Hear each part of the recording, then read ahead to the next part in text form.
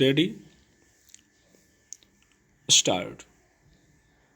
साहित्य और संस्कृति के बीच अंतर संबंध होना स्वाभाविक है, क्योंकि संस्कृति एक समग्रता है और समग्रता का सृजन करने वाला एक महत्वपूर्ण घटक साहित्य है।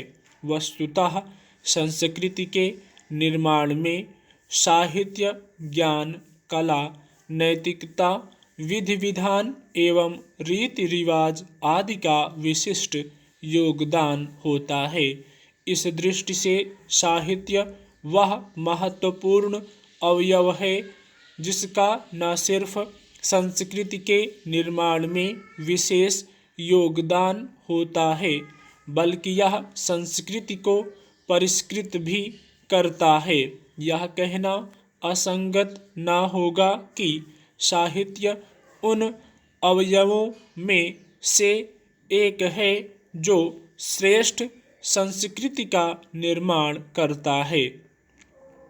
संस्कृति को संस्कारों के घनीभूत स्वरूप के रूप में अभिहित किया जाता है। यदि संस्कार अच्छे होंगे तो संस्कृति भी उन्नत होगी, समृद्धशाली और गौरवशाली होगी। जो संस्कार संस्कृति के निर्धारक होते हैं, उनका प्रदाता कौन है? इस प्रश्न का सीधा सा जवाब है साहित्य। आचार्य हजारी प्रसाद द्विवेदी ने यह अकारण नहीं कहा है कि सारे समाज को सुंदर बनाने की साधना का नाम साहित्य है। साहित्य का स्वरूप सुंदर और सत्य बताया गया है। यह अपने इस स्वरूप में हमें उच्च चिंतन की शक्ति प्रदान करता है, स्वाधीनता के भावों से भरता है। यह सौंदर्य का सार होता है, तो हमें सृजन के भी लिए प्रेरित करता है। इसमें जीवन की सच्चाइयों का प्रकाश होता है, तो परहित की भावना भी इसमें निहित रहती है। इतना ही नहीं, साहित्य हमें सुरुचि संपन्न बनाता है, तो हमें चेतन और जागृत भी बनाता है। यह जहाँ हमें आध्यात्मिक और मानसिक तृप्ति प्रदान करता है, वहीं हममें शक्ति और गति भी उत्पन्न करता है। इसकी एक विशिष्टता यह भी है कि यह हमारे अंदर संकल्प और कठिनाइयों पर विजय पाने की दृष्टिता उत्पन्न करता है। इन विविध स्तरों पर साहित्य हमें संस्कारित करता है, संस्कारवान बनाता है। साहित्य से मिलने वाले ये संस्कार ही घनीभूत होकर संस्कृति को निर्मित करते हैं।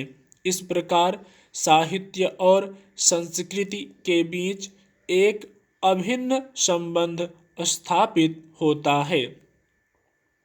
साहित्य वह विशिष्ट सांस्कृतिक तत्व है जो हमें सांस्कृतिक जड़ता से बचाता है।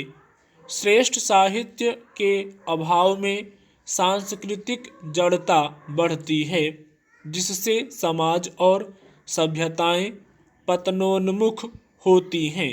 गति और शक्ति साहित्य के अद्भुत गुण होते हैं, जो कि संस्कृति को गतिशील और प्रगतिशील बनाकर उसे जड़ता से ग्रस्त होने से बचाते हैं।